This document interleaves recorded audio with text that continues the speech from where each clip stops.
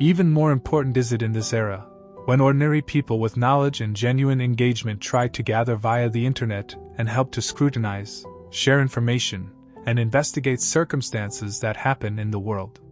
That one better understands how revealing the reactions are, from the previously gatekeeping media, the deep states, in Western countries, and how exposed one becomes when one brings forward concrete information and evidence. In connection with the publication of the progress in this investigation, many remarkable reactions were revealed.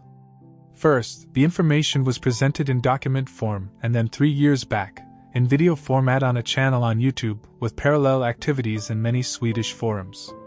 How one then directly rarely even gets a discussion about concrete evidence and possible deviant theories, but directly becomes diminished, mocked, idiot declared, character assassinated, and persecuted by people who so revealingly have connections to Swedish covering authorities and mass media contexts. Also the remarkable that this investigation has been presented for free, for all to scrutinize and criticize in front of a completely open curtain, for over 4 years, while others beg money from gullible people to continue spreading lies and diminutions of witnesses' real information and to continue parasitizing on the Palm murder. Then it becomes so obvious that it is only about suspecting purposes and labeling everything that does not match the official narrative as conspiracy theories. Even from all those who obviously are both knowledgeable and interested in the Palm murder, and have been for so many years. And when one has also contributed with one's knowledge and been critical of others, who pretend to try to get the truth but really have been part of the continued cover-up, one has been threatened with both police reports and shutdown of the YouTube channel. Been thrown out from Palm murder forums, and a known so-called journalist shuts one off from a blog for 6 months just for trying to discuss the concrete dug-up information and images of interesting people. Also membership in Palm murder-focused forums, one has been thrown out from completely without motivation, and one also gets no explanation when one asks about it.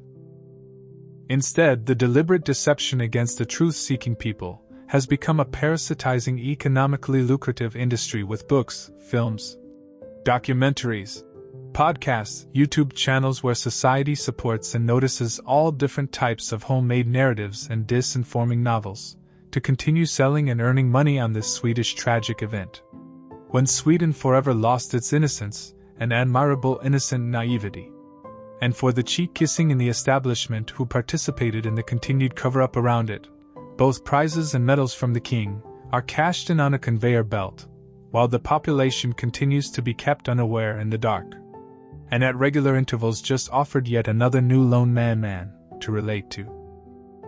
But above all, it is a total absence of constructive discussions around relevant information, such as both the example with Arnold Sundqvist's story shortly before the murder, or the possibility that it was Olof Palme's friend Theo from Crete, who was on Sveavägen on the murder evening and could have been the person who unraveled this whole story. Instead, it is precisely here that all discussions have ceased and no one wants to take in information and revelations anymore. It is only about ignorance and focus shifts from the covering forces. That is why it is so effective to use parts from this investigation as tools to find other truth seekers to collaborate with.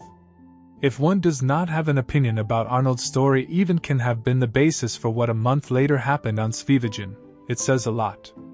If one is not even interested in considering Theo as the for almost 40 years sought so-called grand man, and if the man is in the so-called meeting scenario, it reveals even more about where one stands. It is precisely here other truth seekers can be inspired to use concrete evidence to reveal when official narratives are to be hammered in, to populations around the world, and which people one can invest in working with. But above all, it is about the sad realization that real relevant knowledge in actually interpreting, evaluating, and analyzing witnesses and other people's statements has been completely absent during almost the entire development of this investigation. There have hardly been any questions about sources, references, or discussions about relevant theories. Here there are interesting studies to do about how uninterested ignorant people are of real knowledge they do not have, or the question if those, who nevertheless realize the strength in it, also understand how decisive and perhaps frightening the truth is in what happened. Regardless, one cannot just wave away how practically relevant and effective the knowledge has been applied to the material, in one of the world's largest unsolved murder investigations.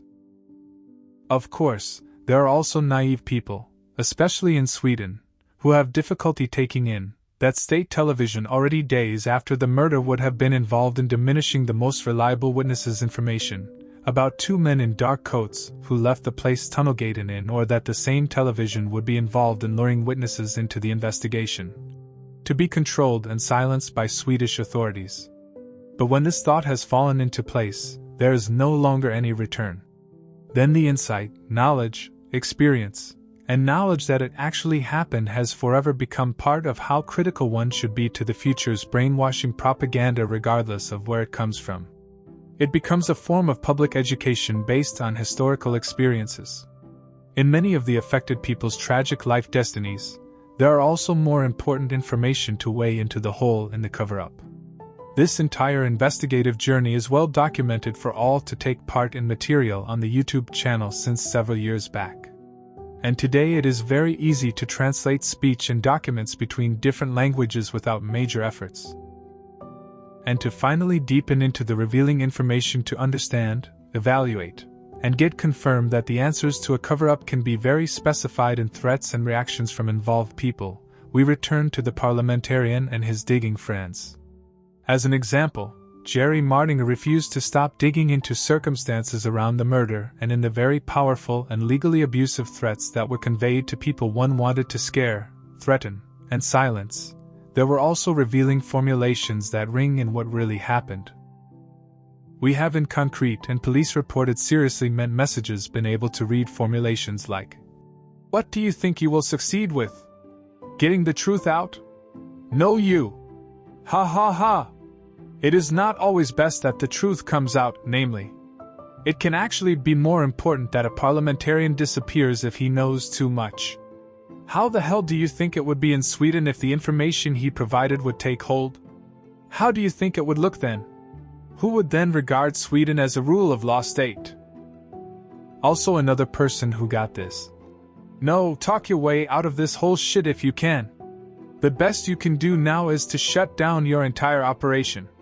For your own sake and for Sweden's sake. Do you want Sweden to still be a good country to live in, a rule of law state and a country where we have no poor? Then you must help so that the real truth does not come out. What happened was a one-time occurrence, and therefore it must be hidden." Revealing there is already a lot to draw in the formulations around the motives for the threats.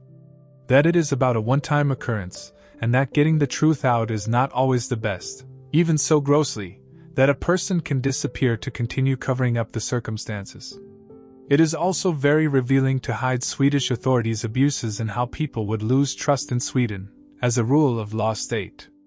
That everything is also motivated with economic conditions, can be brought into the discussion around how incredibly profitable this dirty warmongering arms trade has been over the years for the small innocent, pretend neutral hypocritical moral preaching country, up in the north, has been over the years.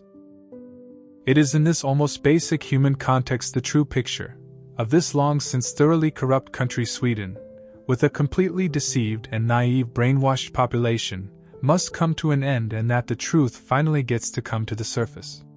And when the entire gathered establishment in Sweden, regardless of party affiliation left or right, continues to cover up everything, it must grow a more truthful and reality-based description of what country we really live in. And it is here the Swedish population is in great need of help from the rest of the world, to help the Swedish people heal their open wounds and be able to move on with the experiences into a better world.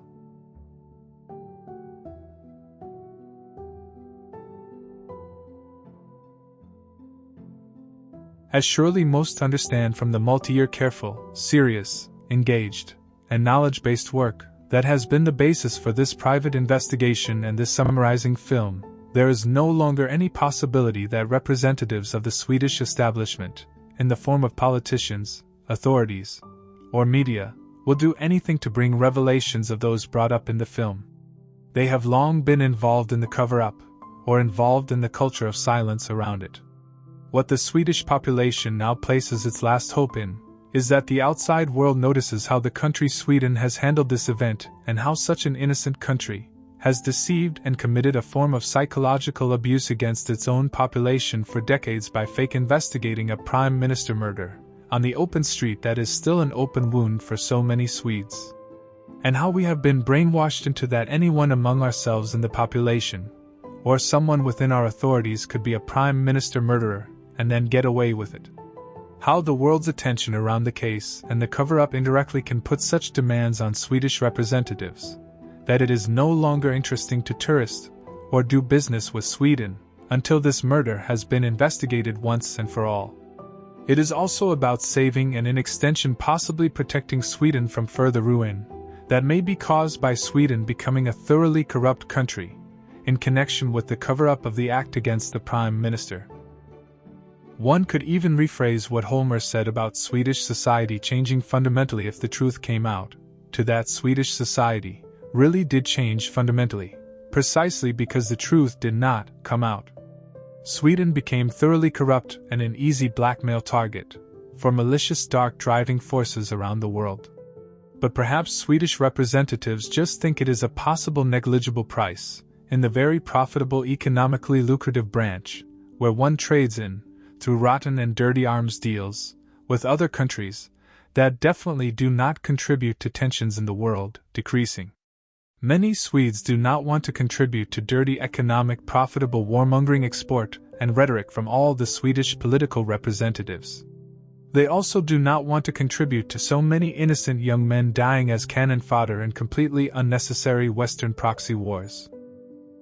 For all who engage and understand the concrete evidence that exists, it is the knowledge and the investigative work and the knowledge about the methods that covering regimes have used that is the greatest gain for most who are still interested in understanding the world around us and are prepared to work for a better world for future generations. As when one, for example, well understands how involved the state's own propaganda organs were already in 1986, forcibly taxed by the population for decades, to brainwash the entire population in what they should believe about the murder and at the same time lure innocent witnesses into the covering fake investigation to be silenced. This is an example of a purely democratic public education task and experience. Such a one that can awaken populations that previously had an unhealthy, uncritical attitude to establishments in Western countries. That it is basically simple. Without having reality-based, well-informed citizens who are to vote and decide the governance in countries at regular intervals, it becomes difficult to call our countries real democracies if we cannot take a stand on important issues that concern the country and its security. Hope everyone can help spread, share, and discuss the content in this film and all important revelations. Understand how hardworking, honest, open, a country's population like the Swedish can be so deceived by its own political representatives for so long. If it can hit Sweden, there are all possibilities that other countries are hit the same way. Therefore, it is in all good people's interest to bring forward what actually happens in the world. And with regard to the movement that is currently thriving on alternative platforms, and how these revealing are attacked by silencing regimes and organizations, most probably understand how urgent it is to act. And there are surely more who have heard the famous quote, "The only thing required for evil to triumph is that good people do nothing at all."